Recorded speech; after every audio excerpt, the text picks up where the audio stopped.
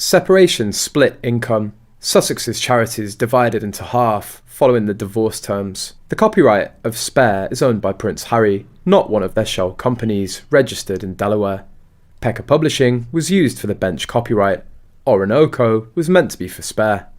Almost all of their companies have names that reference Meghan. You have to wonder if Meg had been holding onto a notebook with all of her fantasy business names and aspirational titles in it for years. This means that the bench income is to a company, probably owned by both, and the income from it is joint income, whereas Spare is Harry's personal income. This supports the theory that Harry and Meghan are now separated. Harry intentionally allowed the crazy bits to stay in the book, as a way to finally be determined as useless by her, and he'd be able to leave her. Since Harold took Nelson Mandela's quote out of context to attack the royal family by saying silence is betrayal, I guess one could aim this same quote in Harold's context towards his wife, who's not given any voice of support except the alleged Grammy-worthy voice rendition, narration, whatever. And would this have implications for divorce, i.e. she's not had any income but he has, and as such he'll have to pay spousal support. Yeah, that's all possible and likely. It's worth noting that the people listed in these shell companies are Meghan's people from her Suits days, so normally people could assume that it's joint income. Supporting a marriage is supposed to go both ways, so why isn't Meghan Markle supporting her husband Prince Harry? He's defended it countless times, yet she doesn't have the backbone to show him the same courtesy.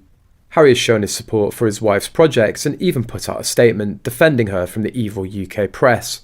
But when has she ever done that for him? She's only shown support for the Invictus Games, which has become a laughingstock due to the Sussexes Association.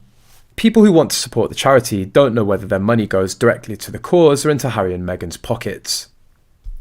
If Meghan wanted to speak out and support her husband against the bashing he's getting from the public regarding the contents of his book, she would have said something by now.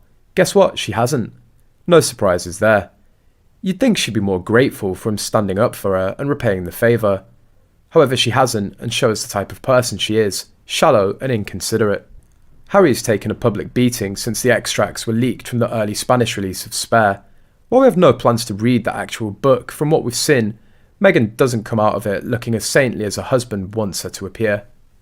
The rumours are still spiralling that Meghan could be releasing a memoir, but could she possibly write that we haven't already heard?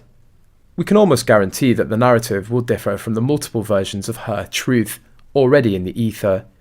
She was a working royal for 72 days across 2 years, and spent most of that time pregnant with Archie.